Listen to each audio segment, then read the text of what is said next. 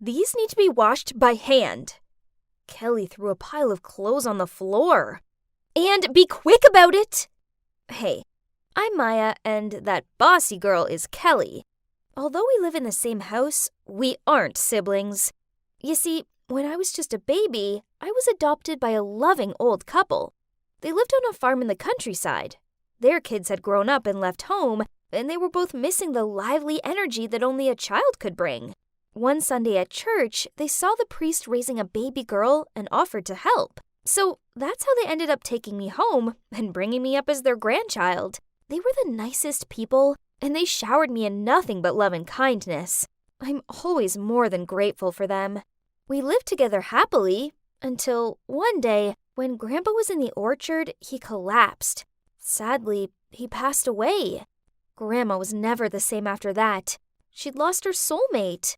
Her health also deteriorated, and then one night she called me into her room, and gripping my hand, she said, "Sweetie, you brought so much joy into our lives. Without us, life could be tough. But don't worry, we're always with you. When I'm gone, go find my old purse hidden in the broken tractor in the back barn. We've saved up a little bit for you. Our little Maya have to live your best life. All right?" Then, before I could ask her any more about this, she closed her eyes, and just like that, she'd left me forever. I stayed with her for hours, crying my heart out. Afterward, following Grandma's words, I went in search of the money. Oh, God! I gasped in shock as I opened the purse. There was at least $20,000 here. How did my grandparents manage to save up such an amount of money? I knew they were thrifty, but this was way too much. After that, I moved to Columbus to live with my grandparents' daughter, Mrs. Madison, and her daughter, Kelly. So you're wondering what I did with the money, right? Well, I keep it hidden here, in this crack in the roof. Oh, someone's coming. Your room is disgusting. Anyway, Kelly and I are going out, so make sure you clean everywhere before we get back. I expect it to be spotless. I gave a weak nod and watched her totter away. This wasn't a new occurrence. Every day, they'd mess up the house, then force me to clean it. I know, I was basically the real-life Cinderella. But it's okay. As soon as I turned 18, I'm gonna leave this place anyway and start living my own life with my money. The next morning, it was raining, so I tried to walk to school as fast as possible, when suddenly, Kelly drove past me and deliberately sped through this big puddle. Mud splattered all over me. Jeez, why is torturing me her favorite hobby? My shirt was filthy, and as I walked toward my locker, some girls laughed at me. One even sneered. The dirty look must be trendy in the countryside, but here it just looks tragic. Yeah, I've been in the city for almost a year now, but I still couldn't fit in. Maybe it's because I always wear the same worn-out clothes and borrow all my books from the library. Mrs. Madison refused to buy me anything new, and I couldn't use my own money, as that would look suspicious. I couldn't even afford to go on the school picnic. I'd never be one of them. Then, during recess, the class monitor, Josie, informed everyone that prom was happening soon, and the dress code was formal. While all the other kids squealed and clapped excitedly, I lowered my head and sighed. I had nothing to wear to prom. Maya?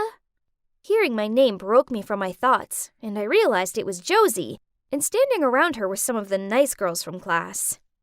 You have to come to prom this time, please. You've never joined us in any other activities before. Don't worry, we will help you look spectacular. I gave an awkward smile and replied, "Thanks, guys, but I can't expect you to do that." They all insisted that I should go, but I remained adamant that it wasn't my kind of thing. Then came Meanie Kelly. Maya isn't suitable for this type of event. How dare she say that? I mean, just because I wasn't a spoiled princess didn't mean I wasn't suitable to attend. So I turned to Josie and smiled. Actually, that sounds fun. I will go to the prom. That evening at dinner, I mentioned the prom to Mrs. Madison and suggested that it could be a reward in exchange for doing all the housework. She coldly replied, "You live under my roof rent-free, and now you expect me to do housework for you too? Or what, Your Majesty?" Then she turned to Kelly, smiled, and asked, "Darling, have you decided on a prom dress yet?" Then Kelly showed her mom pictures of gorgeous dresses on her phone while throwing smirks at me. Ugh!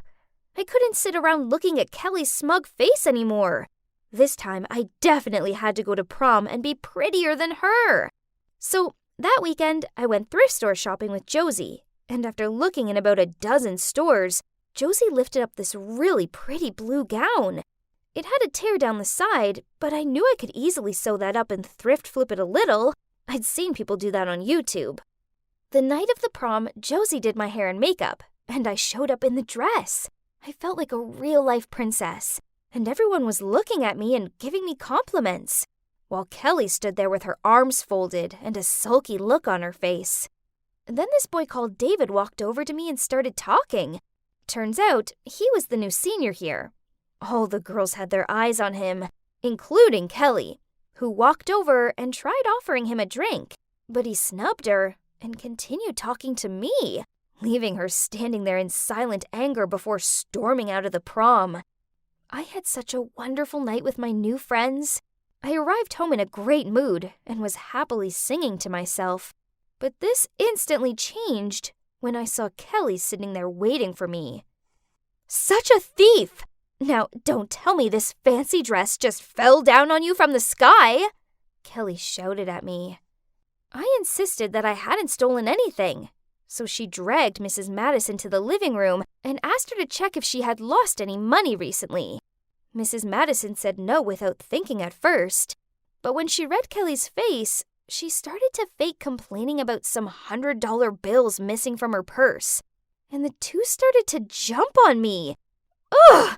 Unbelievable! I ran up to my room and tried to shake away the negative thoughts and think back to how happy I was at prom. Then, as usual, I checked my hiding spot. Huh? What was that noise? I looked towards the stairs, but no one was there. It was probably just the house creaking or something. The next day at school was amazing, as loads of kids stopped and talked to me. Then, when I got home, I went up to my room and double-checked my hiding spot. My heart plummeted in my chest. The purse! It had gone! I frantically searched for it. Then I remembered hearing something last night, and there were only 3 of us in this house. Could it be? Furious, I ran into the living room where Mrs. Madison and Kelly were watching TV. I shouted at them, "My money! I want it back right now!"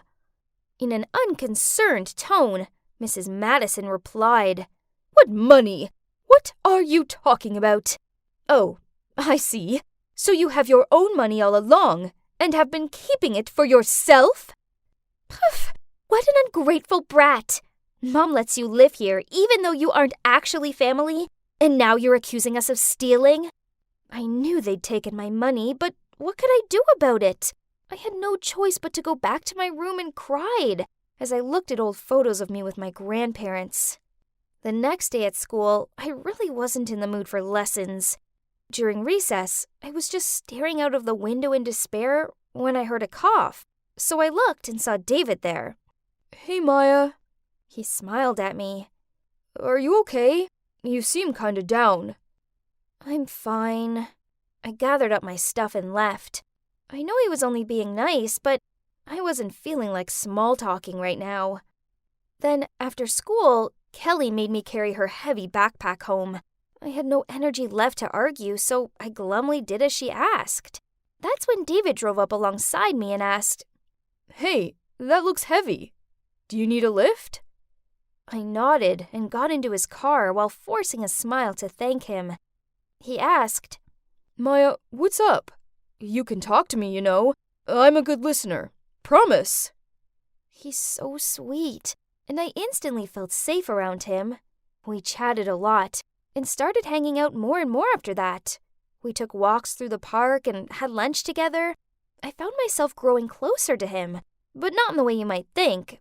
No, more like a brother. Then, a few weeks later, when Mrs. Madison made me clean up the mess in the house that she'd made again, I found something under her bed. The old purse that Grandma had left me. And the money was all gone! I stormed downstairs and slammed the purse onto the kitchen table, but Mrs. Madison shrugged. "It was my mother's purse. Therefore, that money belongs to me. You obviously stole it from my poor elderly parents." Kelly backed up her mom with her annoying tone. Wow, how low do you have to be to con a sick old lady into giving you her life savings? Grandma left it for me, not you! You two are monsters! I screamed at them, took the purse, and went up to my room. I started to pack, then I was leaving here once and for all. Only, when I went to try the door, I couldn't open it.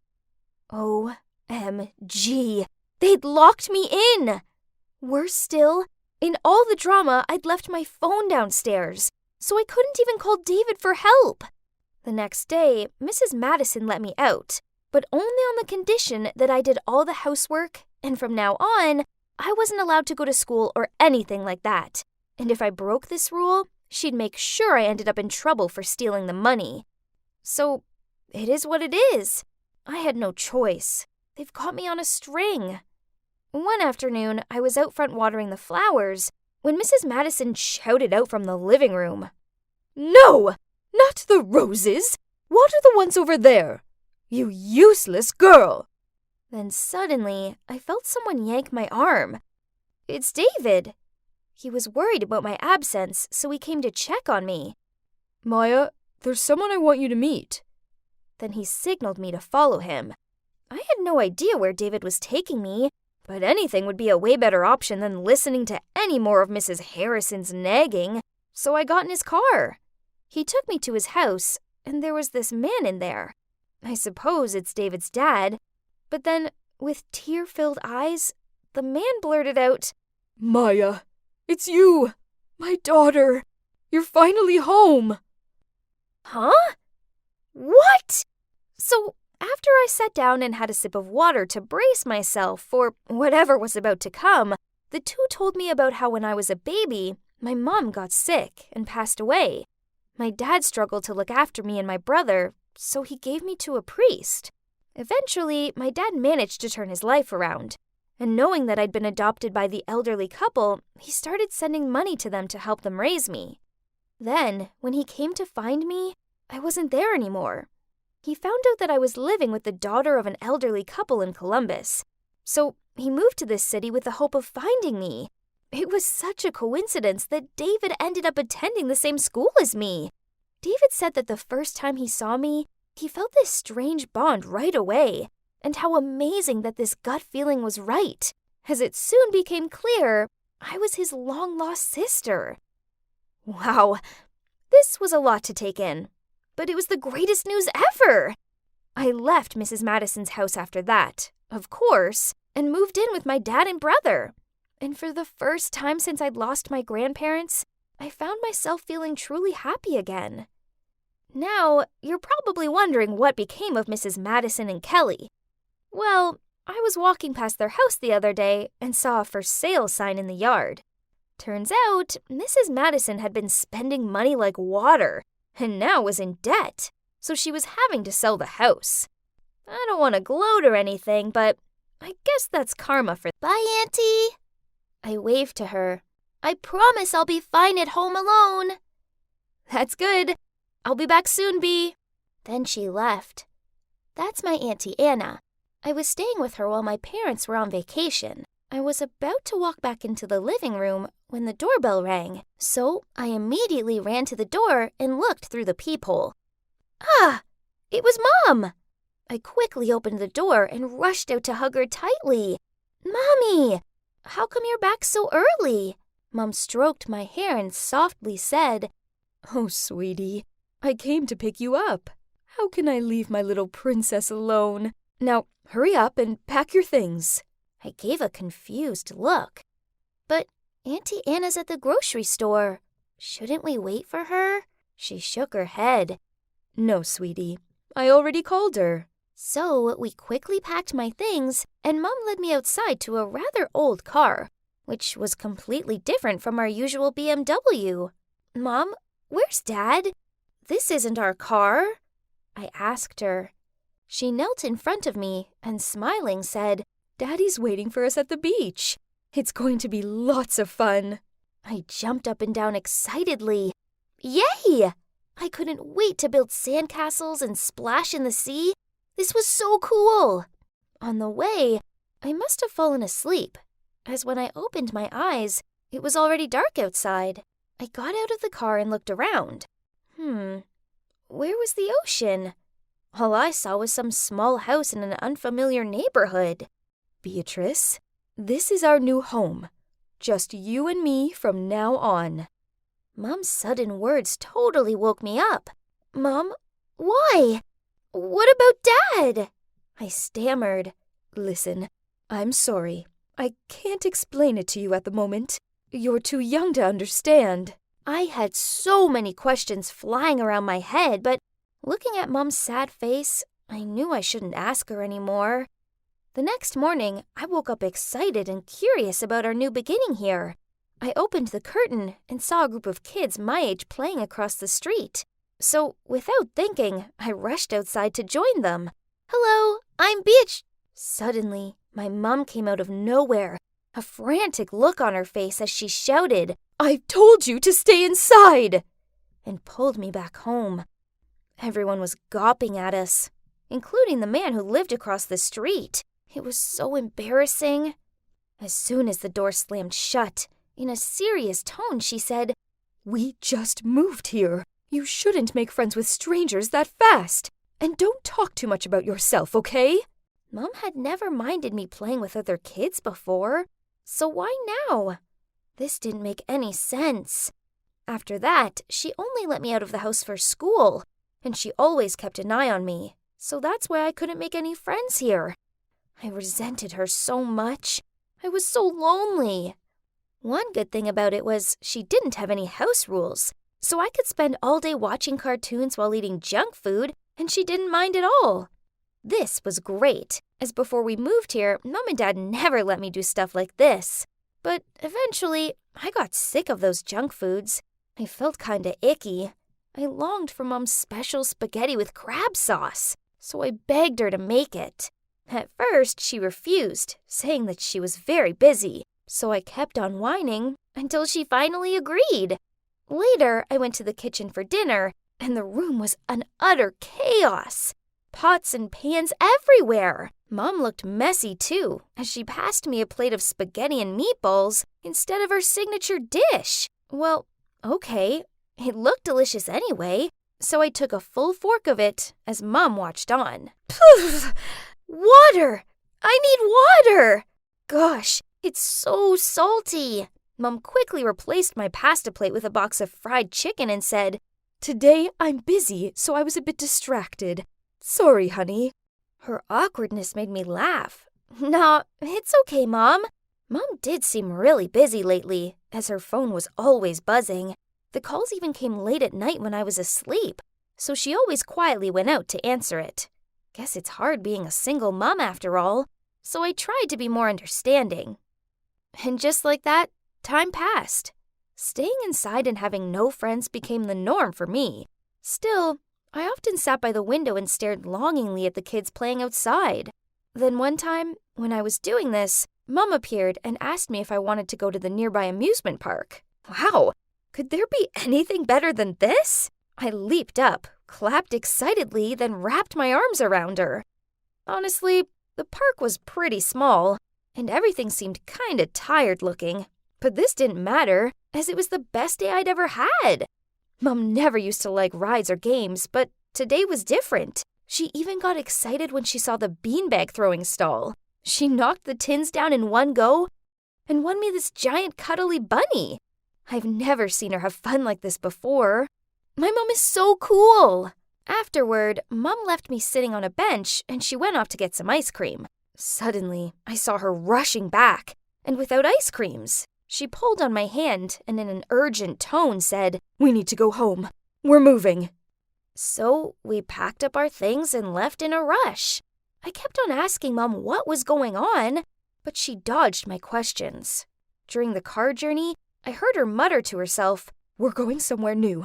It'll be exciting. A new adventure. Yes, it'll be fine this time." I may have been young, but I wasn't stupid. I knew she was hiding something. But she's my mom, and I didn't want to upset her by bugging her with questions. So I stayed quiet and eventually fell asleep. Once again, I woke up in an unfamiliar place and stared out of the window. I wasn't as bothered about this place as I was about the last. I didn't want to get too attached to it, as I didn't know how long it'd be before Mom made us move again. But there was one thing that bothered me. Across the street was a man looking straight at our new house. He looked identical to our previous neighbor. Maybe he'd just moved here too? What a coincidence! I mentioned the man to Mom, but she told me she didn't know him, and then sternly told me never to interact with him. At school, I was the strange kid who didn't talk to anyone. The older I got, the worse this felt. And the other kids laughed at me, and I heard them call me weird behind my back. I felt so lonely and depressed. So at home, I often just sat by the window with a book and tried to pretend that the adventures I was reading about were happening to me. Worse still, Mom was acting even odder than usual. The other day when I got home from school, I found her chucking perfectly good food out of the fridge. Some were even brand new. I asked her what she was doing, and she replied, "It's gone off, so I'm getting rid of it." Then she started scrubbing the fridge. "The smell won't go. Why won't it go?" What was she talking about? Everything seemed fine. What's happening? Then I discovered that Mom often left the house late at night and didn't return till dawn. I knew if I asked her about this, she wouldn't say anything. So that night, I snuck out and followed her. Mom was wearing dark clothes with a hat and a big scarf covering her face, even though it's not that cold outside. Why the disguise? Then, can you believe it? I spotted her going over to the neighbor's house and cuddling him on his porch. I jumped out of the darkness and shouted, "Mom, what's going on? I thought we weren't meant to talk to this man." She gave me an alarmed look.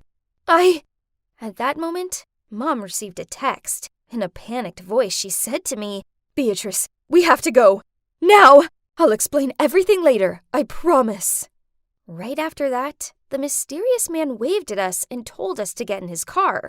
Then he sped through the night. After regaining my senses, I turned to my mom and asked, "I hope this explanation is good." Actually, we're in danger, honey. It's your dad. He's an imposter. I only figured this out when I was on vacation with him, and I've been running from him ever since." What? I'd never suspected my dad of being someone else. It made no sense. Then, through sobs, my mom continued to say that my real dad was actually a member of a secret organization, but he had been missing for a while, and now the organization was after us. She often received anonymous messages and calls threatening her. She didn't want me talking to strangers in case they were spies.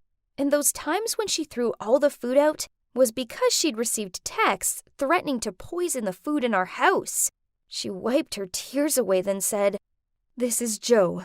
We went to college together, and he's been such a help. We fell in love, but I didn't dare tell you because I was afraid you wouldn't understand."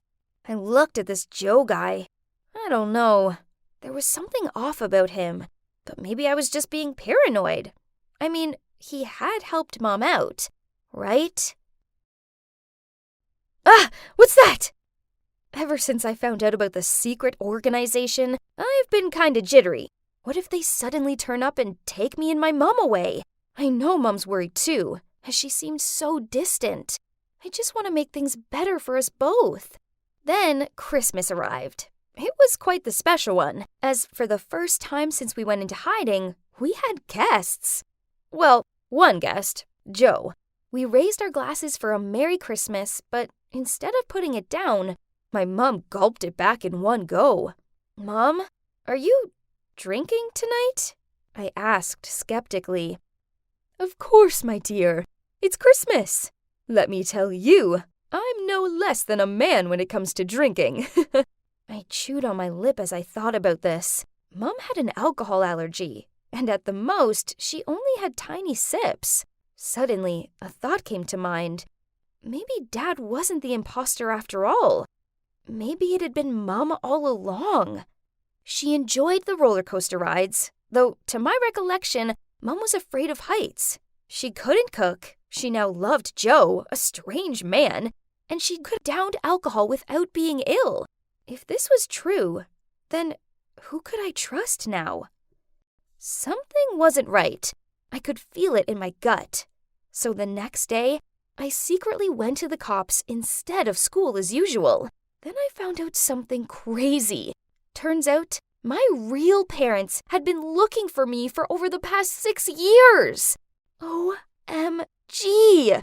As for the mother I was living with, who was she? I tried to stay calm while waiting for the police to contact my parents first. And as soon as they got there, the three of us broke down in tears. That's when my real mom told the whole truth.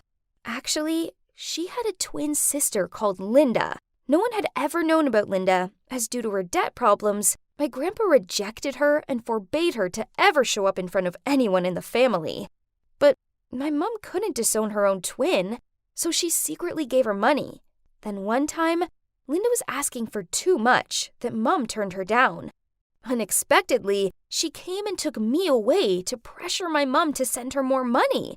During that time, my mom kept transferring her money to make sure I'd be provided for. She hadn't given any information about Linda to the cops, though, because Mom still wanted to talk to her first, though, so that her sister wouldn't end up in trouble. Wow, this was a lot to take in. After that, Mom ran over to Dad, who's in line to talk to the police. She grabbed his hand and begged him to give Auntie Linda a chance.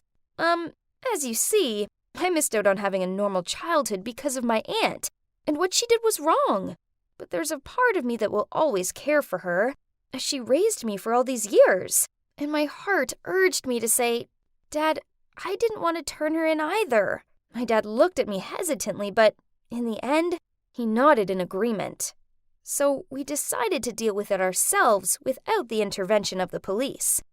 Then, the next day as planned, I was in the front yard with my fake mom when her identical twin marched up to her house and confronted her. Once my Auntie Linda got over the initial shock, she confessed everything to me. It was sad, but glad that it's all over now. Mom paid off her sister's debts with one condition, that she would never, ever get near me again. Now I'm back home with my actual parents. It's going to take some getting used to, as I've forgotten how to make friends, and going outside alone makes me nervous. Looks like the memories of the adventure with my uninvited Aunt Linda might follow me for quite some more time. I know I have to try and move forward. I can't get back the past 6 years, but I can do my best to try and embrace the future. Did you hear anything I just said? Oh gosh, sorry. And, no. I swear, I wasn't ignoring my friend on purpose. I was just distracted by that guy over there. Luca. I know, he's so handsome. The best part is, he's single. Yep, he broke up with his girlfriend a few months ago. And today was the day I, Michelle Summer, would make Luca Rodriguez my boyfriend. I mean, his heart had to have healed by now, right? The only class I shared with Luca was French, so it was now or never. I wrote a love letter and asked the guy behind me to pass it to Luca. My heart started beating faster and faster until my teacher, Mrs. Davis, intercepted it. Who's passing letters in class? Nobody, huh? Let's see what's so important it can't wait until break. Wait! Was she seriously gonna read it in front of the whole class? I watched her slowly open the letter. Oh man, someone sweep in and stop her, please! Dear Luca, I was struck by the lightning of love right from the first time I saw you. I can't stop thinking about your cute smile and how I could drown in your deep blue eyes. I like you, and I was wondering if you like me too. The whole class burst out laughing, but luckily for me, Mrs. Davis left my name out. Phew! I glanced over at Luca. He looked so embarrassed. What a massive fail! As I waited for the bus, I felt kinda down about everything. Then it began to rain. Great! And to top it off, suddenly a car passed by and splashed me. I was literally wet from head to toes. I shouted out in anger, "Are you kidding me?" The car suddenly reversed, then stopped alongside me. I held my breath as the car window opened. Huh? Luca! What? I'm really sorry. Are you okay? OMG. Luca was speaking to me. Okay, calm down, Michelle. Just play it cool. Oh, I'm fine. It was my fault. I shouldn't have sat at the bus station. Yeah, right. How smooth. Perfect. Now he'd think I was a weirdo and drive away. But he didn't. Instead, he smiled and said, "Get in. I'll give you a ride home." Me and Luca? Alone in a car? Thank you, universe! I excitedly got in. Oh, there were two other people in the back seat. He introduced them as his friends, Wesley and Aubrey. Aw, that was so nice of him to give us all a ride. While his two friends were listening to music in the back seat, I got to talk to Luca. That's when I found out that we had so much more in common than I ever expected. He's a big fan of DC Comics, and his favorite series were Arrow and The Flash. Just like me! Oh, how I wished this ride would never reach my house. That night, I couldn't do anything but lay in bed daydreaming about how unreal this whole thing was when my phone beeped. Holy Mother of God. Can anyone please hold my hand? Luca had texted me. Hey, Michelle. Sorry again for soaking you. I had fun talking to you. Was I dreaming? I pinched myself to check. Ouch. Nope. It was vividly real. Then one thing led to another. We chatted till late that night, and it repeated on the day after. And the day after, we basically talked every night. And then something wonderful happened. He asked me out on a date. Yes, you heard me right. A date! Eek! And the best part, he wanted to watch a horror movie. Everyone knows a guy only suggests this so the girl will hug him when she's scared. Okay, Luca. I like your way of thinking. He chose The Conjuring 3, so I had to binge watch part 1 and 2 in one night. It was so terrifying, but I was willing to do anything for Luca. D-Day arrived, and I spent hours picking out the cutest outfit. But then I arrived at the movie theater to see that Wesley and Aubrey were there too. Seeing my surprised look, Luca said, "Oh, I invited Wesley and Aubrey. It's gonna be a fun double date." Did he just say double date? Aw, so it's still a date. What a relief. He didn't mention to me before that Wesley and Aubrey were a couple. Phew. All the jump scares in the movie did get me to constantly hold onto Luca's arm. You'd think I'd be happy about this, right? But no, I wasn't. Why? Because I wasn't the only girl holding his arm. Aubrey was too. No, I'm not kidding. Hello? Wasn't her boyfriend also sitting next to her? Thank God the movie finally ended, as watching Aubrey clinging onto Luca was even creepier than the movie. After that, Luca suggested we go for Mexican food. I happily agreed. Only Wes and Aubrey tagged along too, of course. Then just before we ordered drinks, Wes received a call from his mom and had to leave. So the three of us were left having dinner together. It was an awkward atmosphere, as Aubrey kept bringing up all these inside jokes with Luca, while I sat there clueless and feeling like a third wheel. Well, that sucked, but at least I'll have some time alone with him on the ride home to make up for this, right? But then Aubrey latched onto his arm and in her sickly sweet voice asked, "Oh, it's so late out. Luca, you're driving me home, aren't you?" Luca turned to look at me awkwardly. Well, I didn't want to make a scene, so I said, "Don't worry, I can call my friend. She works right around the corner and her shift's about to end." Yep, that was a big fat lie. Anyway, he smiled and then they left, leaving me there all alone. I called an Uber and headed home. That night, I couldn't sleep. I couldn't stop thinking about how there was something fishy about their relationship. But then I got a text from Luca. I had a great time today. I was wondering if you'd like to be my girlfriend? X. What? I had to rub my eyes and reread it. OMG. It really said girlfriend in the text. So that means Luca and Aubrey are just really close friends. That's all. I smiled while replying yes to him. So from that moment on, we became an official couple. It was awesome. Well, except for one same old problem. He always brought his friends along. Every day. You see, Wesley and Aubrey went to another high school nearby. When I first met them, I thought Luca was just giving them a ride home because of the rain. But turns out, he drove them every freaking day. They often hang out afterwards also. So it meant that Luca and I never had alone time, not even half an hour. But that wasn't the worst part. Since Luca and I became official, Aubrey's become even bolder than before. For instance, one time at the park, Luca was eating a hot dog and got some mustard on his face. I laughed so hard and told him to stay still so I could take a picture of his cute face. But then Aubrey just turned to him, took out a tissue, and wiped the mustard away. And that wasn't all. She even drank from his cup, fed him snacks, and often gave him these googly eyes. You must be wondering how she could just blatantly flirt in front of Wes like that? Well, that girl really knew how to blindside him. Sometimes she kissed him on the cheek or stroked his hair. Ugh. So who did she actually like? Wes or Luca? I decided to do a test to find out. So I cuddled up close to Luca and leaned my head on his shoulder. And as expected, Aubrey was glaring at me with jealous eyes.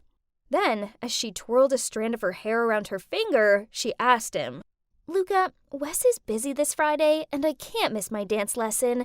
Could you take me there and wait around till class is over? Luca looked awkward, but not knowing what else to say, he muttered out, Yeah, sure. Ugh. Now she's being too much. I needed to show her that Luca wasn't interested in her and that she needed to back off. I know, that sounded a bit mean, but seriously, I needed to make a stand, or else I could lose my boyfriend. So on Friday evening, after Luca drove Aubrey to her dance class, I called him and said that my bike had a flat tire. Yeah, I may have punctured it myself, but it did the trick. He immediately picked me up and drove me home. Then I asked him to stay as Mom was making her signature lasagna. He couldn't say no to my mom, so he texted Aubrey to tell her to go home by herself because he was busy with me. Success! The next day, the four of us hung out at the cafe. Luca noticed Aubrey looking a bit tired, so he asked, Hey Aubrey, are you okay? Oh, it's nothing. After dance class, I walked home and it rained all of a sudden. And I didn't bring an umbrella because I thought you would bring me home, so I got drenched. I glanced at Luca, and I could see he was feeling really guilty. After chatting a bit, I went to the restroom to freshen up. That's when I caught Aubrey dabbing powder on her face to make her look paler. I couldn't believe it. That's so not cool. I needed to confront this big fat liar. Do you seriously think guilt-tripping Luca will make him love you? I don't have to make him do anything, 'cause he already loves me. With a shocked look, I spluttered out, What did you just say? Oh, didn't he tell you? Luca and I used to date, but then I got tired of him and broke up with him. He was so devastated. Now, seeing him with you, I realized I made a mistake. He should be with me. My God, I couldn't believe what she just said. How could he hide this from me? I couldn't contain my anger anymore. You're just a psycho who likes to play dirty tricks all the time. Then I stormed out of the restroom and bumped into Luca. Did you just yell at Aubrey? Don't be so mean. She got sick because I hung out with you yesterday. Ugh, just great. Now Luca only overheard me screaming and thought I was the meanie now.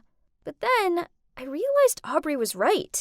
Luca was clearly still in love with her, because if he wasn't, he would have asked for my side of the story first, before defending her so quickly. Luca, I think we should break up, as you clearly still have feelings for Aubrey. Then without letting him say anything, I brushed past him and left. The next day, I decided to wake up early and go for a run, to try and clear my head. But as soon as I opened the door, I saw Luca standing there. I acted like he was invisible and was about to walk away, but he grabbed my arm and said, "Please, Michelle, at least hear me out." So we sat on the porch and Luca opened up to me. Turns out it was true that Luca and Aubrey used to date, but they argued all the time, so he ended things with her and they stayed friends.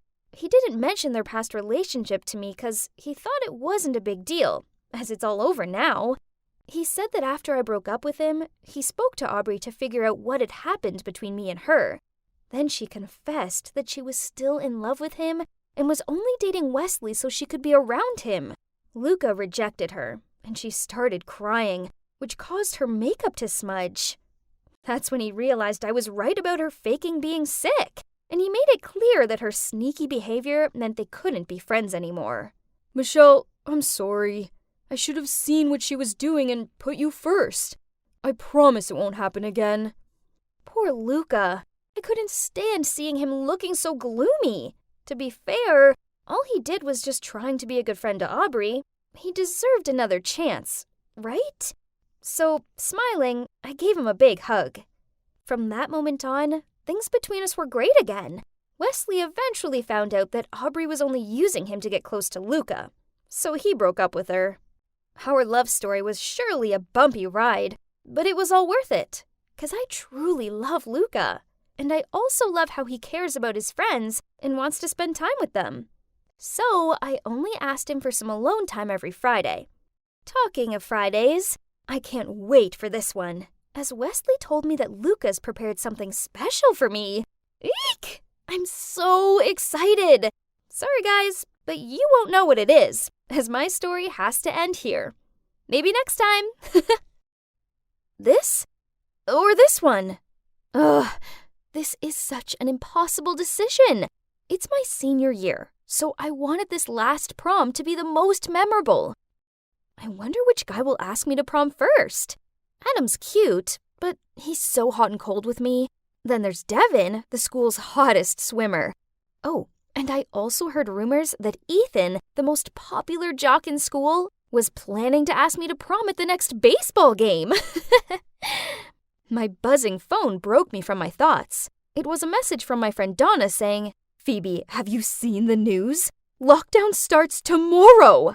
Oh my god, this couldn't be legit. Could it? What about prom?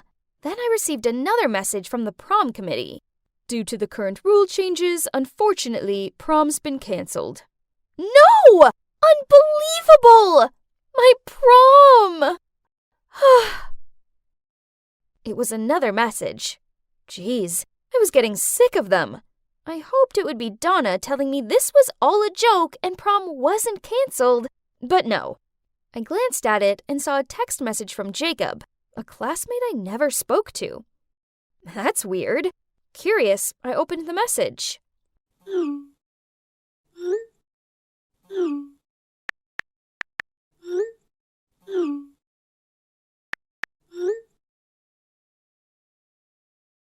Hey, Jacob. So, what do you want to ask me?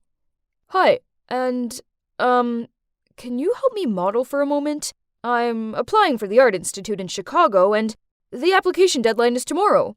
But I need to submit a drawing." I'll be posing for you to draw? But I've never modeled before. This sounds super important. Shouldn't you ask a professional? "Well, don't worry. I already have all the ideas, and I think you are the most suitable person to model for me, as you're a natural beauty, and that will show in my work. Especially your beautiful eyes." Okay then, if you say so. Let's do it. Jacob then instructed me how to pose. After that, he took out a piece of paper and started sketching carefully. Meanwhile, I was sitting there trying my best to help my friend by not moving. Now that I had time to really look at him, I think Jacob is really handsome. Especially when he's so focused on drawing like this. Why has it taken me 3 years of high school to realize this? Strange. How can such a good-looking guy be pretty much invisible in my class? Maybe it's because he's a little on the shy side? "Done. What do you think?" Wow! You're so talented! I like it. I like it a lot. Really?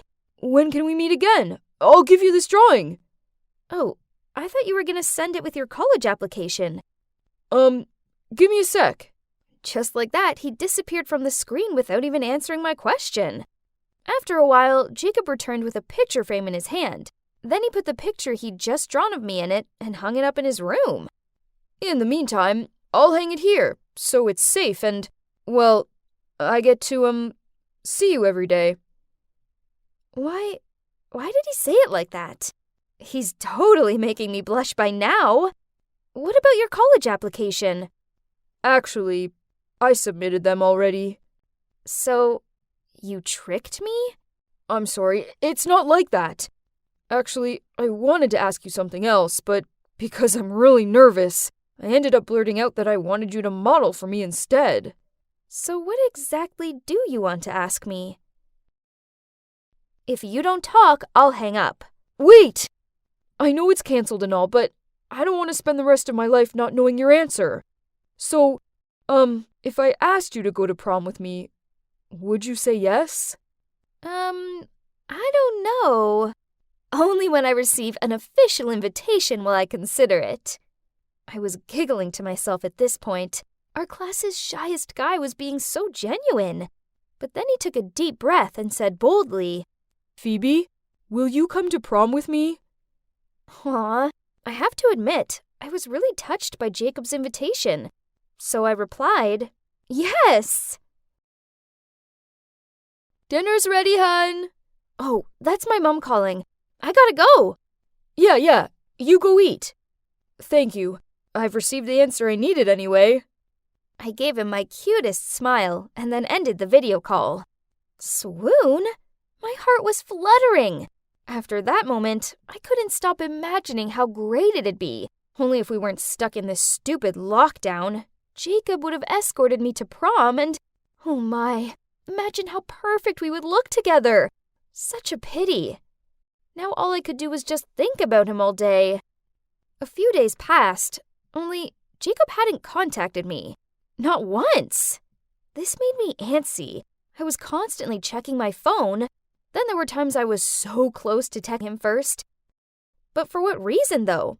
I had nothing to tell him. Aha! Got it! Phoebe? What happened? Jacob, I've screwed up. Calm down and tell me what's happened. I almost burned the house down. Huh? What? What did you do? I forgot to turn off the stove while frying the eggs. You see? Does it look like crime scene evidence? What have you done to the poor pan? That worked a treat, as after that, we video chatted almost every day and talked about all kinds of things, from our dreams for the future to our favorite puddings. On the one rare day we didn't chat, I felt myself feeling restless. Is it possible that I was lovesick? One time, while I was standing in the garden talking to Jacob, Nancy, my gossipy sister, caught me. Expectedly, during dinner that night, Nancy told my mother that I had a boyfriend. Ugh, what a snitch. Why did my mother give birth to me and her as well? Fine. And FYI, my mom is one of those super strict types of parents. Phoebe, what did I tell you? Before graduation, you can't date. Mom put her fork down and gave me a serious look. But we're just friends. No buts. From now on, focus on studying and stop contacting him. Understand? Annoyed, I stormed off to my room. That night, I couldn't sleep a wink. I longed to hear Jacob's voice so badly. I missed him. Then, at midnight, I somehow ended up picking up my phone and texting him. I know it's late, but are you awake? I'm so stupid. Of course he wasn't going to be awake at this. Oh, it's Jacob. I'm awake. You want to talk? So he called me, and we talked in whispers so no one overheard me.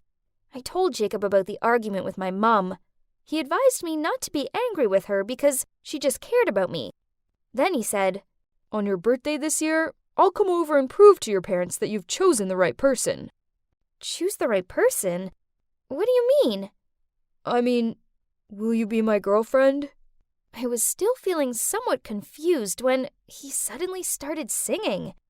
But darling, just kiss me slow. Your heart is all I own, and in your eyes you're holding mine. I love that Ed Sheeran song. My heart melted with each word Jacob sang, and I found myself softly saying, I do. Oh my God, he's officially my boyfriend now. This was so exciting. I just wish I was back at school to show him off. We secretly chatted every day, and he was the ray of light in my boring days during the lockdown. But then one day, he didn't reply. I didn't think much of it at first. Maybe he was busy drawing or something. But then, when the day was coming to an end, and I still hadn't received a reply from him, I started to freak out. Was he sick? Only at past midnight, he finally messaged me. I'm sorry. I feel kinda down today, so I couldn't talk to you. Oh no, why was he so sad? Hearing this, I couldn't be patient anymore. So I called him right away, over and over, but the only response was a long beep, then followed by a text a little later. I don't want you to see me in this state. I'm sorry. What was wrong? He was always such an optimistic guy. Something really terrible must have happened to make him feel like that. Feeling anxious, I continued to call him, until eventually he gave in and answered. Then he told me what was wrong. Lockdown was the final straw for his wearing parents, and now they were getting a divorce. I felt so sorry for him. Oh, how I wished I could have run to him right away. He actually only lived a few blocks away from me, so we planned to sneak out to see each other in the park. From a distance, of course. The plan was that I would open the door on the sly to run outside, while Mum was in the kitchen. Phoebe, what are you doing? I... Come inside and set the table. The food's getting cold. My plan failed completely. I'm sorry, I couldn't get out. My mom caught me. A few minutes later, Jacob's reply showed up. Turned out he'd already snuck out and had been waiting for me at the park. I felt so guilty, so I called him at once. He tried to put on a smile, but I knew he was really bummed out, so I blew him a kiss to cheer him up. This really brightened him up. Then he said that as soon as lockdown was over, he was giving me a real kiss. Just like that, time went on, and we learned how to make the most of this relationship in the pandemic era. Everything was good until one day he told me some news that struck me like a lightning bolt. He'd received an offer letter from the art college in Chicago. He'd got in! Of course, Jacob was excited, and I was really happy for him. But Chicago was a whole different state, so I'd never get to see him. Jacob said he was still wondering if he should go or not, as he didn't want to leave me. Me neither, but how could I tell him not to go? Jacob, please go chase your dream. Don't give it up over a girl whose hand you've never held. If I go, then what about us? Just leave it. Whatever will be, will be. After that day, there were no more messages or calls from Jacob. Perhaps he was busy arranging things for college. I missed him so much, but I had to let him live his life. Then, on the same day Jacob left, I received a package. I took it up to my room and opened it. Inside was the painting which he had asked me to model for. It's really beautiful. The painting! Now how am I supposed to forget you when I have to look at this every day, Jacob? The city eventually came out of lockdown, and things were pretty much back to some kind of normal. It was just that I couldn't stop thinking about Jacob and how different things would be if he was still here. We hadn't spoken since that time we broke up. I guess it was easier this way, but it didn't stop it from sucking. And to make it even worse, today's my birthday, and all I could think about was him. I was sitting there trying to fake delight as my family brought me out a cake and sang me happy birthday. Hang on, who's that? Standing behind my parents? Oh my, it can't be! It's Jacob! Oh, yes. I found this one loitering outside. He seems keen to see you, and, well, it is your birthday, so I suppose I'll let the no boys rule slide for today. Mom smiled. I couldn't help it. I darted out of the chair and leapt into Jacob's arms. I asked him why he was here, and grinning, he replied, I have a promise to keep. Then I introduced him to everyone, and being the perfect guy he was, he's really mature and friendly toward my family, and they love him. But soon the day ended, and he went to leave, so with reluctance, I walked him out to say goodbye. Jacob then held my hand and said, Look, Phoebe, when I was away, I realized how much I like you, and if you have the same feelings, could we give this long-distance relationship a try? Without giving me time to answer, he continued, I'll try my best to contact and come back here often. I will never leave you feeling lonely. I promise. His words were really touching, but, Jacob, I'm sorry. I don't think we can do long distance. Why not? 'Cause I've applied to College Columbus in Chicago, and I got in. We're gonna be neighbors! Hello, Dana? Have you heard from Vicky yet? I anxiously asked. Vicky hadn't shown up for school, but she wasn't at home either. She'd gone AWOL. And I was frantic with worry, especially as it passed 10 p.m. already. No, this is very out of her character. Martin, tell me what's going on between you two. I facepalmed. Ugh, the word complicated wouldn't even be enough to describe this situation. It's a long story. Let me just tell you from the beginning. It started way back when I was just a kindergarten kid. I met my first ever enemy, Vincent Green. We just didn't see things eye to eye from the get-go. One normal day, I just finished my Lego city when Vincent charged over like Godzilla and smashed it to pieces. And so the war between us continued, one that carried on throughout our school years. He sabotaged everything I did and vice versa. One time when it was my turn to sing in music class, Vincent made fart noises and the whole class burst out laughing. Fair and square, that same day I poured liquid glue over his art collage. Another time he stuck a note on my back saying, I wet the bed. Seriously, I was getting really paranoid as to why all these kids were laughing and pointing at me. Ugh. So in return, I put this fluffy pink teddy in his backpack. And in class, when he went to pull out his pencil case, the teddy flew out and landed in the middle of the room. Back then, Vincent had already seemed to be quite a girl magnet. I guess they viewed him as a pretty boy, but come on. All kids look the same, right?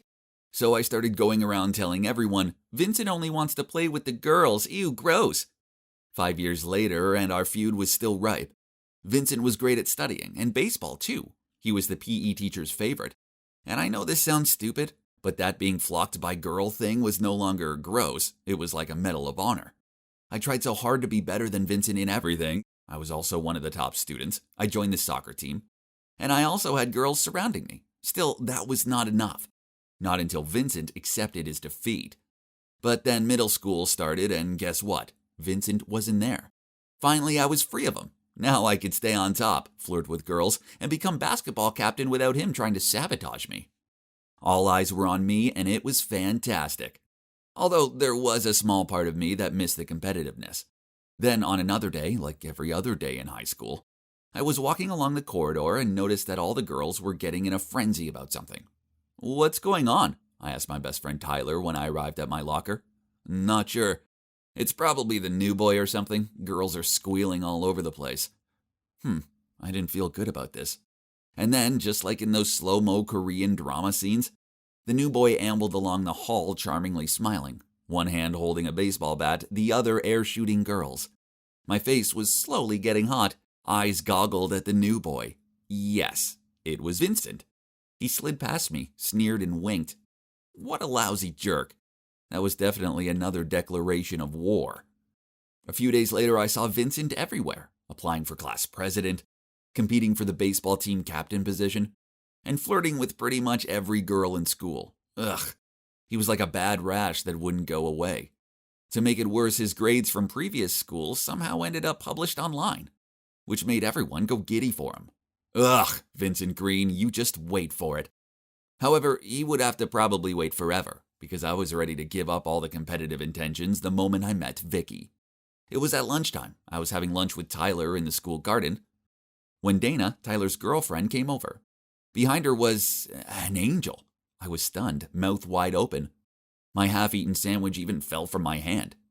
Dana said, "Hi boys, this is Vicky, my best friend. She used to be my neighbor until her family moved away.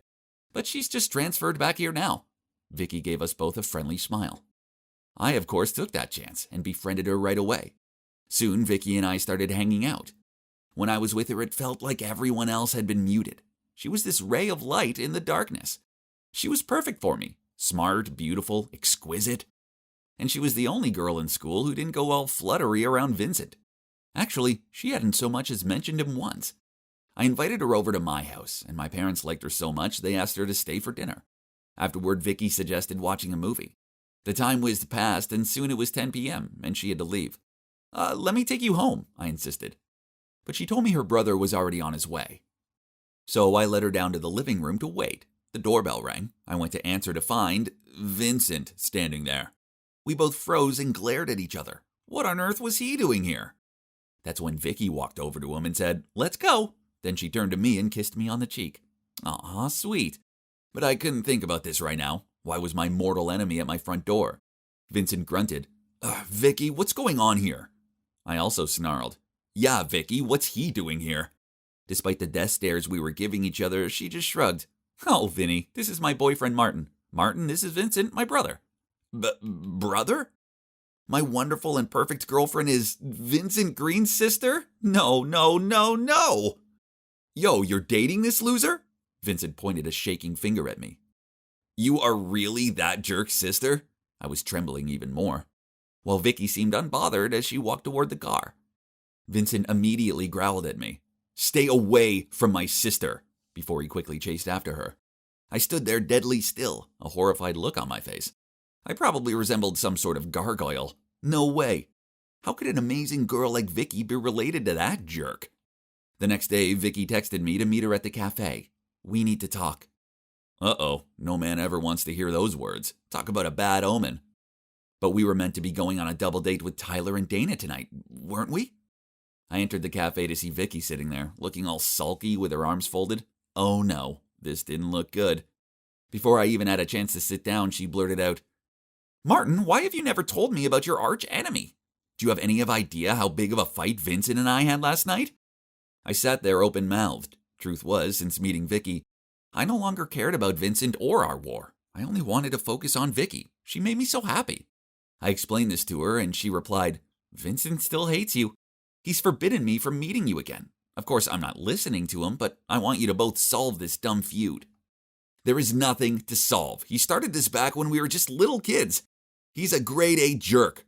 I started to get heated. Vicky sighed. "I mean it. You guys need to talk. As for me, I'm not going to let Vincent tell me who I can and can't see. I was so mad at that dude, I just refused to understand her words. I repeatedly came back at her that I didn't want to solve anything with Vincent. Then it got worse. Being as stupid as I could, I blurted out, "It's either him or me, so who's it going to be?" Vicky furiously stood up, shouted, "How dare you make me choose a side? I love you, but that's my brother," then stormed off. Did she just say she loved me? Oh man, what had I just done? To my surprise, the double date still went ahead. The four of us were in this Italian restaurant, but Vicky hadn't said a word. This was so awkward. When Vicky was in the restroom, Dana gave me a piece of advice. "You should listen to Vicky. Go make peace with Vincent." Then, to my annoyance, Tyler also agreed with Dana. I ignored that and asked Dana to take Vicky home. Later, we got into another big fight on the phone.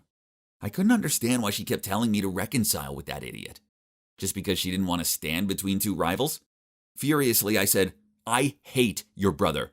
So there's no way I'm going to reconcile. If you love me, you'll be on my side." Vicky yelled out, "Both of you are so childish, and neither of you care about my feelings." Then she hung up. So that was the story. Now this brings you up to date, and I have zero clue as to where my girlfriend is. I need to find her, and if that involves putting my differences with Vincent aside, then so be it. So I called everyone to the park, including him. What you two did to Vicky was so obviously wrong. Tyler spoke up. Being stuck in the middle of her bro and her boyfriend must suck. Neither of you even stopped to consider her feelings. Dana continued. Vicky loves you both very much. Don't make her choose. You guys should talk. Then both of them stood up and left us there. Vincent and I sat in awkward silence for a while. Eventually, he cleared his throat. I have to admit that I've been envying you. All the girls adored you. You're smart and great at sports. Vicky falling for you proves that you'd finally defeated me. That's why I got so mad. I looked at him with wide eyes. That was exactly what I thought about Vincent. I always felt like second fiddle to him. Always. I told him this, then we both scratched our heads and laughed. Then I said, geez, what a couple of insecure losers we are. Vincent replied, yeah, we're both pretty stupid for a pair of smart guys. Truce? He held out his hand and I shook it. We realized that no amount of attention could compare to the love we got from our girl Vicky. Suddenly, something popped up in my head. I know where Vicky is, I said. Let's go, Uncle Vinny. Vincent and I called Tyler and Dana, and then we went to the 24/7 cafe, where Vicky usually took me. There I found her dozing on a couch on the second floor. I gently shook her and said, wakey, wakey, sleeping beauty, you gave us all a fright. When she saw that Vincent was there too, and we weren't biting each other's heads off, she gave this huge smile. After that, we all sat down and chatted over hot chocolates and cookies. Finally, the infinity war between two rivals had come to an end. I no longer have an enemy. Instead, I have a new close friend. It's funny how things turn out sometimes, isn't it? Now I'm a part of a group of 5 wonderful people, especially my girlfriend. What more can I ask for? Life is beautiful. It was just a normal day, a day like any other, and I was jamming to my favorite song as I walked home when suddenly, may I have your autograph, please? Oh, you're even more handsome in real life. Marry me! OMG, how annoying. Don't they have anything better to do? So I took a deep breath and then blurted out, oh, I'm starving. This weather really got me craving for some tacos. If only. Predictably, without letting me finish the sentence, they rushed off and 5 minutes later, the girls returned with enough tacos to feed me for the whole week. I grabbed one, chewed on it with my mouth open, then wiped my mouth and burped so loud they gave me disgusted looks and quickly left. And indeed, my Twitter feed that evening, and it didn't disappoint. I saw lots of posts from fans saying I was rude, greedy, and ungrateful. These dumb fans should stop fantasizing about their idols, really. Okay, enough internet for today. Now I have to review the script for tomorrow's performance. I'm passionate about magic and participate in all the big-name shows in this city and beyond. Every day involves vigorous research into new tricks. Clearly, it's paid off. Hi, I'm Ashton, and my latest magic show is hugely successful. But alas, this isn't me. This is me. And that guy is Jasper, my identical twin brother. And that cute girl is Miranda. She's our schoolmate, but also our assistant.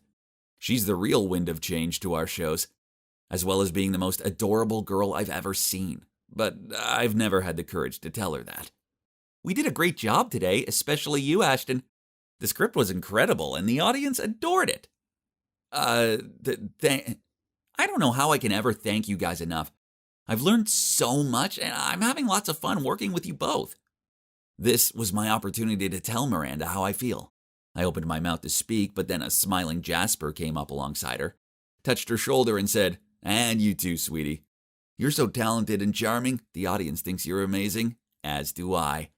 Miranda smiled back, and then they both started chatting and walking away, leaving me behind. To be honest, we might have been identical in looks, but our personalities were polar opposites. My brother thrives off attention, while I'm kind of shy. When we were little kids, everyone preferred Jasper over me.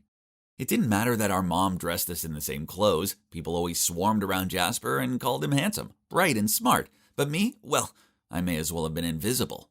Now, don't get me wrong, I don't hate my brother, but I'm fed up with always being a shadow next to him. See, even these trophies have Jasper's name on them, not mine. Hey, Ashton, I got this for you a few days ago, but I forgot. Have fun. I smiled wryly and mumbled back, thank you, but honestly, inside I felt terrible. I was the mastermind behind our performances, not him. I wrote the scripts, created the tricks, and even designed our costumes. But why did he get all the glory out of it, and even became an internet sensation while no one took me seriously? Oh, I forgot to tell you. The fans yesterday were Jasper's, not mine. I'm always being mistaken for him. So yesterday I decided to have some fun and play a small trick on him. It was funny because Jasper was completely bewildered about where this scandal had come from. Ha! Again, Jasper's fans thought my account was his private one, so they bombarded me with messages full of tasteless nonsense. Jasper, I love you so much. Jasper, I'll sue you for stealing my heart. Have you seen my boyfriend? He's reading this text right now and his name is Jasper. Ugh. I was about to turn off the phone and go back to bed when suddenly I spotted Jasper commenting on Miranda's new post, and they just kept replying back and forth. Ugh, these fangirls already made me feel so sick. They see a charming-ish, good-looking guy, and they act like a magpie who spotted a shiny thing. And now even Miranda seems to be smitten with him. Okay, fine. I'll show you how manly or handsome and flashy Jasper is. No, your eyes aren't deceiving you. It's still me. But I'm wearing my bro's clothes and have styled my hair just like his. Now, let's have some fun. First off, our Jasper needs some makeup. Now let's look the part. As planned, it wasn't long before people started recognizing me and started videoing. So I deliberately gave a horrified yelp and ran away. As expected, those videos were soon passed around on social media. And the comments were coming non-stop. Hey, some YouTubers even made reaction videos to that. Oh man, this is so hilarious. I was laughing so much my stomach ached. Suddenly, Jasper stormed into my room. He didn't even knock, and he looked all serious. Hey, what's this? Our class was going to have a costume party, remember? And I decided to go disguised as a girl. Okay, but why wear my clothes and style your hair like mine? Chill out, bro. I must have grabbed yours by accident. We used to wear the same things all the time when we were younger anyway. Don't be so touchy. As for the hair, I was just trying something new. He gave me a suspicious look, sighed, then he left. The next day, I thought the whole school would be bad-mouthing Jasper about the videos. But to the contrary. The fangirls even considered it cute and inspiring, as he's breaking gender norms.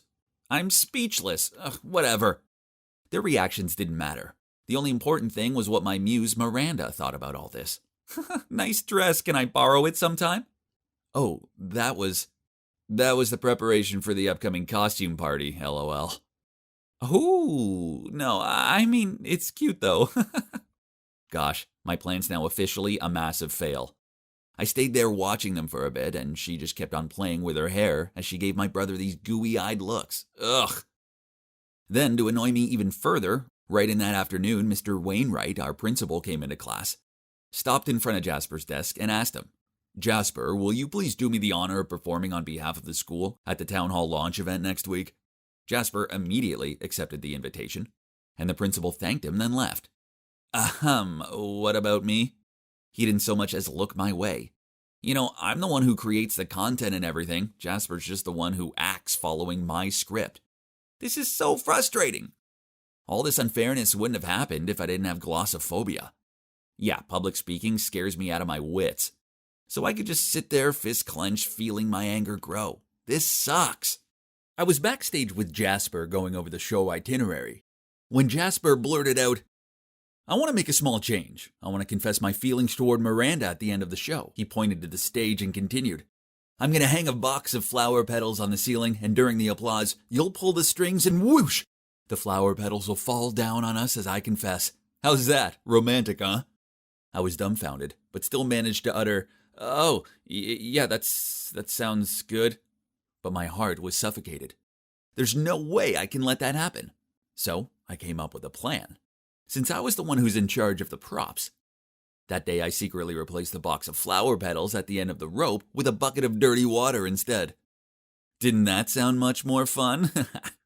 Then before the show, I pulled Miranda aside and told her, Jasper has a surprise plan for you. You're gonna love it. Once she received this gift, there's no way she'd ever want to see Jasper again. Ha! I couldn't wait. After the show ended and the crowd applauded, I waited for the signal wink from Jasper. Then I pulled the strings and watched on. Oh no! Technical error! The rope holding the bucket had jammed, and now the whole bucket was falling. Jasper dived forward and knocked Miranda out of the way. The bucket whacked him in the head. He collapsed, and stinky, muddy water went everywhere. The whole venue was in an uproar. Oh my God! What on earth did I just do? Ah! I held my head and shouted. But wait! Why was it so dark? Hey! This is my room, isn't it? I felt so cold, drenched in sweat and shivering. Reached my phone to look at the calendar. I had to pinch myself while my heart was still pounding. Turns out D-Day is yet to come. It's tomorrow. So I was just dreaming? I hadn't really harmed my brother, had I? I rushed into Jasper's room to check. Phew! He was lying there playing on his phone. I felt so bad just because of childish jealousy. I'd almost harmed my own brother. I thought for a moment and then walked over to him to confess everything. Jasper, I'm sorry, but I have to say this. All the scandals recently were done by me, deliberately. The tacos incident and the Walmart one, too. He looked up from his phone and sighed. Why would you do that? Because I like Miranda, too. Huh? Really? I didn't know that. Why didn't you tell me? I was even going to ruin our performance tomorrow. Okay, just scold me or hit me, anything. I deserve it. Jasper clenched his fist and held it up in front of me. I closed my eyes and was ready to take it. But then, to my surprise, he patted me on the shoulder and said calmly, I'm angry. No, furious. But honestly, I'm more disappointed. We're brothers. We're family, you remember. But I'll take the blame too. I suppose I do milk the fame a bit too much sometimes. I know you're the one who comes up with all the killer content, and I suppose I shouldn't have been so open with my feelings towards Miranda. I should have stopped to consider yours. After talking for a while, we finally agreed that after the performance tomorrow, we would text Miranda to confess how we feel toward her. And whoever she accepted, it would be God's will. The performance was outstanding, and we even got to take photos with the mayor and shake his hand. But the most thrilling moment was this. When we got home, Jasper and I sat next to each other and texted Miranda to confess our love. The message popped up on our phones one after another. So, who will win in this game of love? I held my breath and opened the message. Ashton, I feel the same, but please keep it a secret from Jasper. I don't want him to feel awkward. X. I was about to shout out with joy when I saw Jasper looking smug. We looked at each other in bewilderment, and then held the two phones side by side to compare. Oh my gosh. Miranda texted me and Jasper the same message. She just switched our names around. Gosh. So she planned to love us both in secret? All this time, and my so-called muse actually was just some sneaky little snake. Dang. And to think I almost lost my brother over her. She's really not worth it. We were stunned, then we both burst out laughing. And you can guess what we did after, right, of course. We said bye-bye to Miranda and found a new assistant. Hopefully we both won't get hurt feelings for this one. Ha! It's true that I used to be sick of being my bro's sidekick, but it's different now. I understand that even though we look the same, we each have our own personalities. That's why there are different things in life that might be suitable for him, but not for me and vice versa. And you know what? I'm proud of that. Besides, I'm working hard to overcome my shyness and put my face in the light. People are finally getting to know me, and though I'm still the guy behind the scenes, I also have a huge fan base now. I was on my way to Julia's house for a study sesh when out of nowhere, I found myself flying onto the ground. I was so stunned, I didn't even see the ball that had hit me, or the fact there was a cute guy rushing over to check if I was okay. He helped me up and apologized. Then he pulled a Band-Aid out of his bag. Oh my, who is he? I'd scraped my hand pretty badly, but I almost didn't mind because now I was face to face with a gorgeous guy. In fact, I was so busy staring at him and blushing that I didn't even notice Julia marching towards us. What are you two doing? Turns out the cute guy was Callum, Julia's boyfriend. Ugh, Julia. Of course. Every nice thing is always hers. I'm Jenny, by the way, and that lucky girl is Julia. She's the daughter of the richest guy in town, Mr. Walsh. We're supposed to be friends, but we honestly have nothing in common. I mean, my family is pretty poor. It's not our fault, though. My dad sadly passed away, and so it's just me and my mom trying to make ends meet. Julia, on the other hand, has a silver spoon shoved down her throat. But fate still brought us together. I know it's kind of wrong, but that night I couldn't stop thinking about Callum. He now, in fact, gave me motivation for the next study session with bossy Julia, as maybe he would be there again. I even put on makeup and skipping on the way to her house the next day. But, well, it was all for nothing, because Callum was nowhere to be seen. Instead, I had to sit and listen to Julia go on and on about her trip to Paris. I pretended that I was okay, but actually, I always dreamed of visiting the city of light and gazing up at the Eiffel Tower ever since watching Emily in Paris. Dream on, Jenny. Anyway, Julia was incessant. She loved making me look like a fool, and even said, "Aw, poor Jenny. Maybe one day you'll get to go to Paris. But until then, you can just look at all my photos." Honestly, why was she so cruel to me? Last year around my birthday, she'd even shown me a fashion magazine and asked me which dress I liked best. I thought she was buying gifts for me, but instead, she showed up at my party in the exact dress I pointed out. I couldn't believe it. She just winked at me and laughed, and I seriously wanted to scream at her. Anyway, after looking at about 1 billion Paris pics, Mr. Walsh appeared. He looked happy to see us sitting so close and studying together. If only he knew the truth. But I had to pretend I had a lot of fun with Julia and helping her study, at least for his sake. Mr. Walsh was a good friend of our family, and ever since my dad passed away, he'd been looking out for me, and was even paying my school fees. I couldn't let him down. But you know what? I actually started to get excited to go over to Julia's now, as the thought of bumping into Callum again gave me butterflies. I even got myself a new hairstyle, but he was never there, and I always left feeling disappointed. Then one time, after school, it started to rain dogs and cats, and I had to run for it. Then suddenly I felt an umbrella over my head. Guess what? It was Callum coming to the rescue. It was like something out of a romantic movie. He even offered me a lift home. My heart was racing so hard I was afraid he'd hear it. I just sat there in silence, dripping rain all over his clean car. I even caught him looking over at me a few times, and my heart felt like it was going to leap out of my chest. He pulled up at my house, so I was about to get out when he touched my arm and said, "Can I get your number?" I was confused. I mean, wasn't he Julia's boyfriend? He then explained that he was just hired to be her fake boyfriend so that all the flirty boys would get out of her way. Wow, I couldn't believe it. He asked me to keep it a secret, as Julia would end us both if this story got out. Okay, it all made sense now. That's why he never came over to her house. I felt so happy.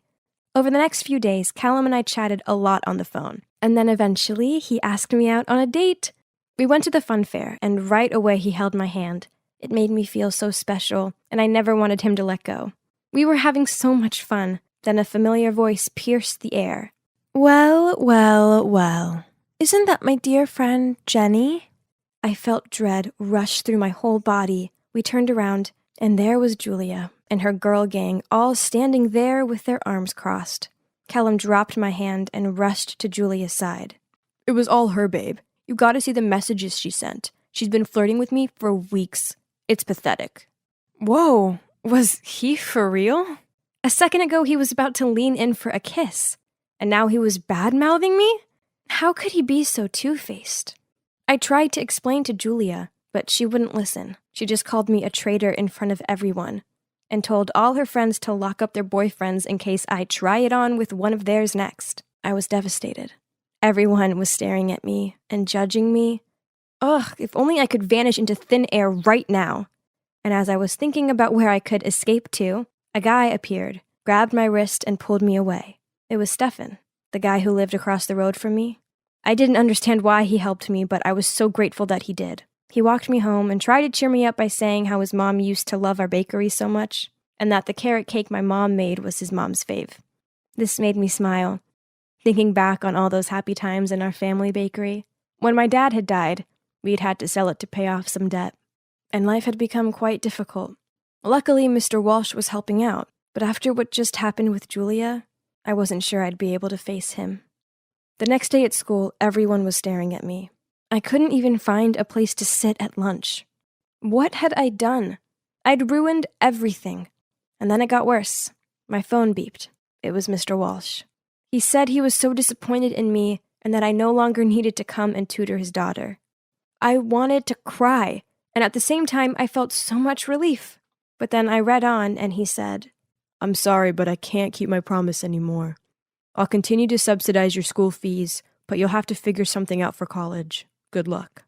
My heart plummeted.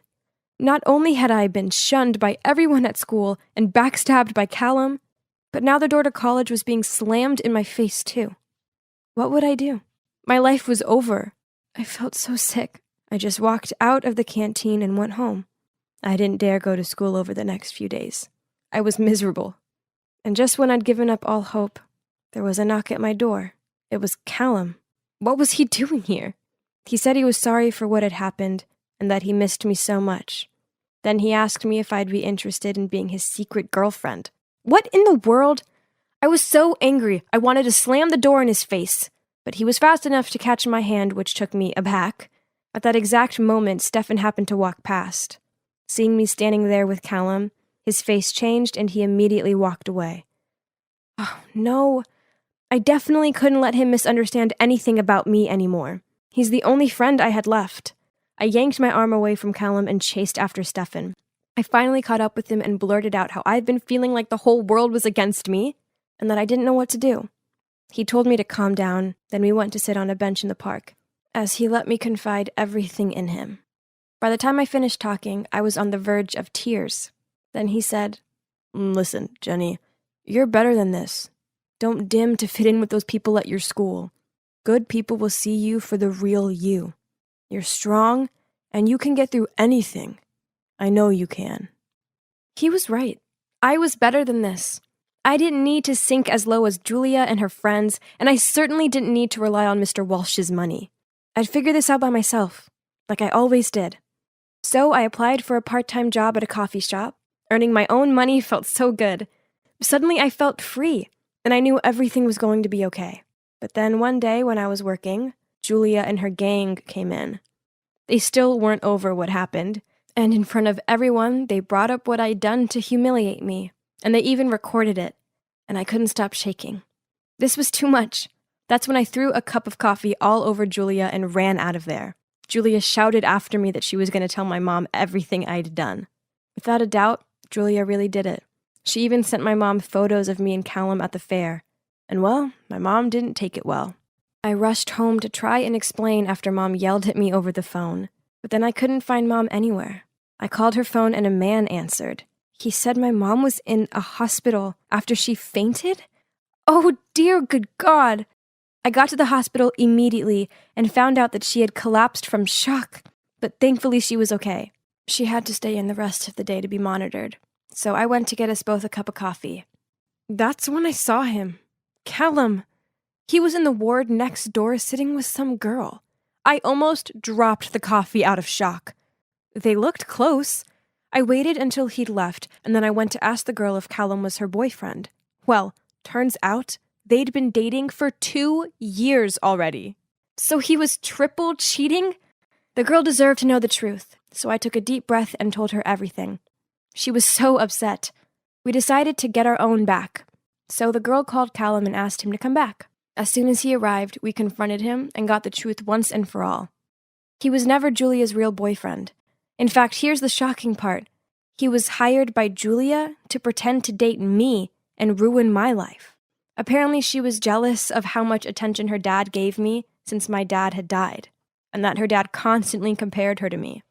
He kept apologizing to his girlfriend, saying how much he loved her, and that he only agreed to help Julia so that he could earn some money to help pay for her medical bills. I was stunned.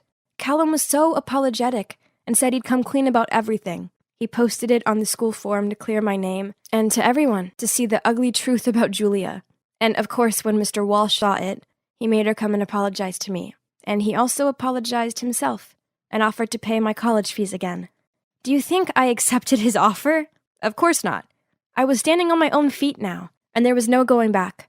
I didn't need anyone's help. So you might be wondering how I could afford college. Surely not on my coffee shop salary, right? Well, after graduating high school, I realized how much I missed the bakery. That was where I truly felt happy. So I decided to study to become a pastry chef, and now my mom and I have opened a new bakery. I've never been happier. And there's one last thing I want to share. Oh, in fact, here he is. Hey, Stefan, I've made your mom's fave. Let's go surprise her. I couldn't stop smiling as Stefan took the carrot cake, kissed my cheek, and we headed for his car. Life is so much more simple now, and sweet, and I love it. I was laying around and watching Netflix when suddenly the doorbell rang. Who could that be? I opened the door and, oh my God, it was her! Ugh! Sorry, but whenever I see my cousin Zoe, I instantly feel tense. I just can't stand her, and I think the feeling is mutual. Hey, cuz! How's it going? What are you doing here? Is that how you greet your cousin? Then she shoved past me and walked into my house, followed by her driver, who was carrying 4 huge suitcases. Huh? Was she gonna... Yup, she was planning to stay here. Why, though? Trust me, I don't like it either. I wanted to stay in the penthouse of a 5-star hotel, but my parents were insistent that I stay with you. How long are you gonna be here? And what about school? Oh, I'll be homeschooling for a while. Well, at least for 2 months.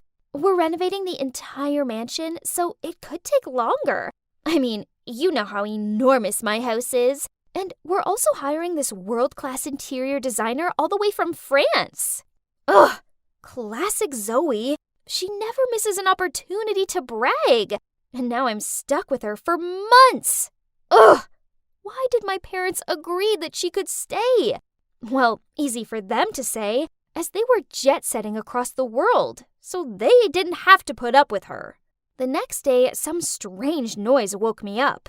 Ugh, it's only 6 a.m., and the bickering seemed to come from the corridor. My mattress is as stiff as a brick, and how can you possibly expect me to stay in such a tiny room? I've seen bigger cupboards. Seriously, why are you even renting this place? Do you even know what time it is? And what are you talking about? This is my house. It is? Oh, wow. Isn't it a bit small? This girl really wanted to test my patience or what? Her ridiculous complaints didn't stop there, as she went on to yell at the maids every 5 seconds. Where's my Gucci backpack? This dress needed to be steamed, not ironed. Why are there crusts on my bread? Is this even gluten-free? Ew! Then she turned to me. Leah, I can't understand why you haven't fired them already. Unbelievable! I'm going to the country club for breakfast. Au revoir! Then she left. Oh well, at least I could enjoy my breakfast in peace. I was actually looking forward to school now. Man, I never thought I'd say that, but at least it was a Zoe-free zone. But school, too, had to end at some point, and I had to go home and face Zoe again. She was sitting on the couch, her arms folded, then she huffed out. Today was so boring. Tomorrow, I'm coming to school with you. What? I blurted out in panic. No way. My school has strict rules about not allowing strangers in. Besides, it's a public school. You'll hate it. But she didn't listen and insisted that I call my dad and get him to ask the school. So I fake called my dad and told Zoe that he said it was impossible.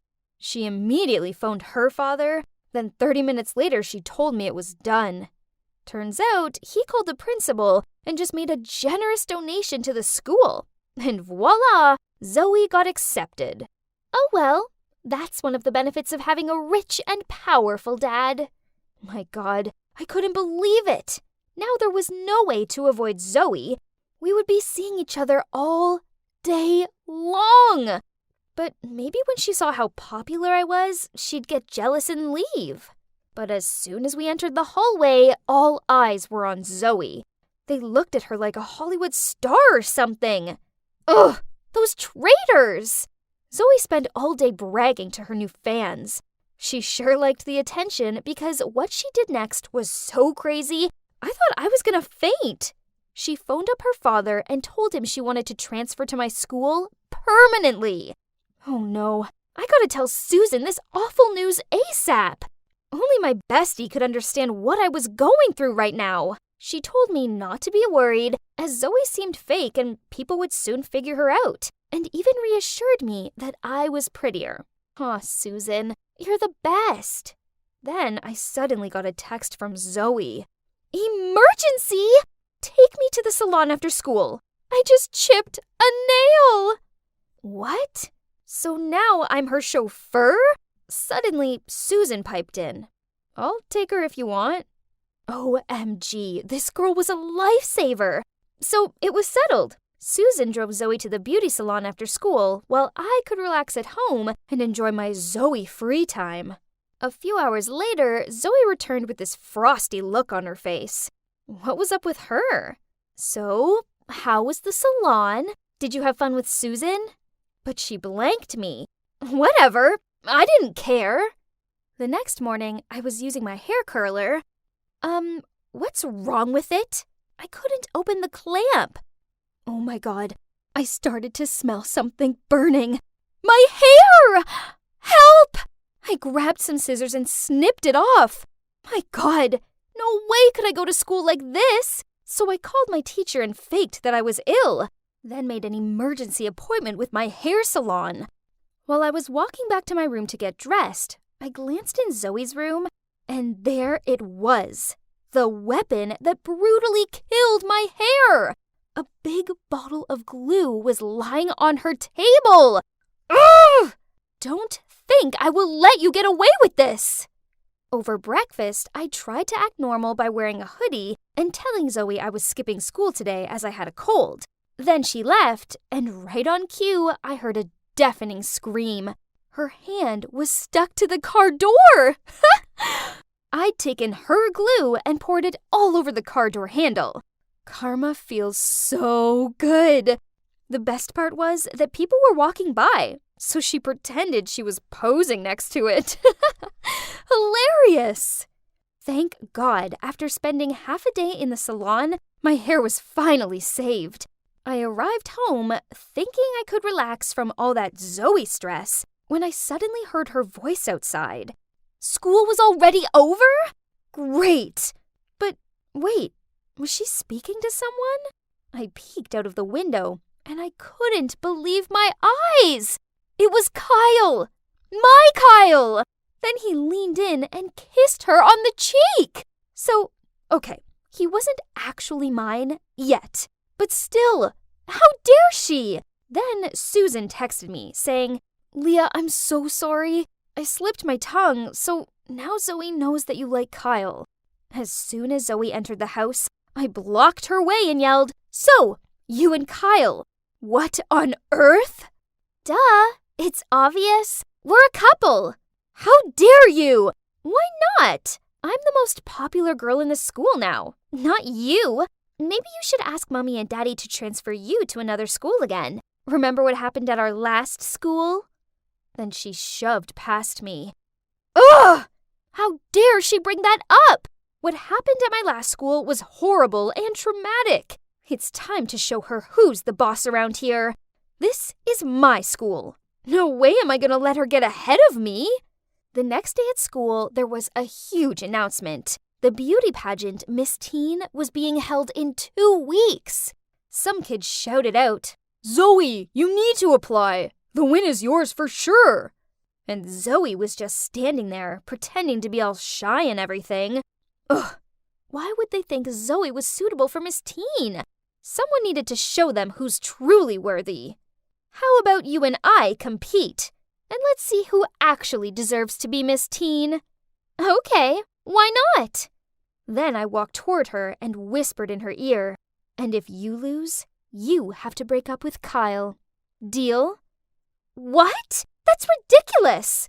But, okay, whatever. I will win anyway. And when I do win, you have to do anything I say. Do we have a deal? Deal. There's no way I was letting her win. So I bought the most dazzling designer dresses, booked the best hairdressers and makeup artists, and prepared myself carefully for the question round. All the efforts paid off because I made it to the finale. Zoe made it too, as well as Susan. Yeah, I forgot to mention that she also wanted to try out, but no problem, as beating them would be a piece of cake. I headed backstage to get changed when I suddenly got a notification on my phone. I opened it and almost dropped my phone in shock. There, all over social media, was a photo from the worst moment of my life. It was taken at a party just after I'd been pushed into the pool. I was a drenched, frizzy-haired, smudged makeup mess. Oh no, this photo could ruin my competition chances and my life. But how? This was at my old high school. It must be Zoe. Only she knew about that. I stormed to her dressing room to see that she was yelling at a guy. Who told you to cut my dress? Who? That poor guy looked so frightened and stammered. Leah told me to. What? He's lying! Then I rushed over to the guy and confronted him. Scared, he blurted out that Susan had paid him to cut Zoe's dress and then blame it on me. What? Susan? My best friend? But why would she do that? Zoe and I sat down and tried to put the pieces together. When they were at the beauty salon, Susan had told her that I was bad-mouthing her behind her back. So, feeling mad, Zoe also told her how I'd been teased at my old school for being not rich enough. And then she showed that pic to her. Susan did borrow her phone after that, so that's when she must have got her hands on the photo. My God, I couldn't believe it! No wonder Zoe was kinda moody after she came home from the salon and played that glue prank on me. And Susan? How could she do this to me? I thought we were best friends. We went back to my dressing room. Oh no, my beautiful dress was ruined too. There was no way we could continue the contest. But then Zoe turned to me and said, "Give me 15 minutes. I'll get you another dress. You stay here and finish your makeup." But what about you? Don't worry about me. I'll be fine. Then, as promised, Zoe returned with this stunning dress. I quickly changed and went on stage. I saw Susan gawping at me in confused shock. Ha! In your face, cheater. But where was Zoe? Then the moderator joined Susan and me on stage and announced that Zoe couldn't compete anymore because of personal matters. That's when I realized she'd given up her spot in the final so she could go and get me a new dress. But why would she do that?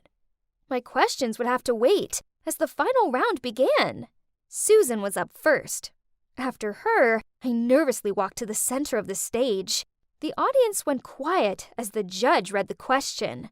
Everyone has experienced something that has changed their perspective of life. Can you tell us about your most memorable experience and what you learned about it? Oh God, that was a hard one. I only prepared about current events, statistics, politics, but not this. I started to panic, and that's when I saw Zoe smiling at me. I can do it, or else Zoe would have given up the competition for nothing. So I took a deep breath. My most memorable experience is being here and taking part in this competition. I've learned that it's not always about winning, especially if that means hurting others in the process, as that's just terrible. But I know that whatever the outcome, I'm lucky, as beyond the competitiveness is family love, and it is the most important thing in the world, because family will never let you down, no matter what. So, I'd just like to thank my cousin Zoe, as I wouldn't be standing here without her. After my speech, Susan joined me on stage, and we nervously waited for the judges to announce the winner. The winner of Miss Teen 2020 is, congratulations, Leah Jones. OMG! I'd won! I couldn't believe it! After the competition, Zoe ran over to me and hugged me. Thanks for helping me. I couldn't have done it without you, and I'm so sorry for everything. Zoe began to sniffle. I'm sorry too. And then we hugged each other even tighter. Then she let go, looked at the ground, and spoke in a sad voice. So, as I promised, I will break up with Kyle. I had no idea you had a crush on him, else I would never have dated him. I swear. I smiled at her and said, I know, and it's okay. You don't need to break up with him because of me. If you really love him, then I'm happy for you. Zoe was so thrilled, then she hugged me again. Yeah, we hugged a lot on that day. After that, Zoe and I became best friends, and she loves studying at my public school so much that even though her mansion's renovations are finished, she's staying here. According to her, our old private school just had too much drama. That I could confirm. We're now trying to live more humble and stop being some problematic rich kids. As for Susan, after the competition, I confronted her. Turns out she was always jealous of me because everyone noticed me over her, and she hated how I treated her like my sidekick.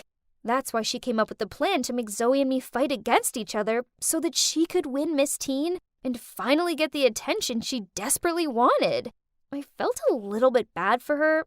I mean, I guess I had acted unfairly toward her, but she shouldn't have tried sabotaging me. So now we wouldn't have lost a friend. Being kinder to people is definitely the way forward, and it's working, as this cute guy called Ben has asked me out. Actually, we're going on a double date with Zoe and Kyle on Friday, and I can't wait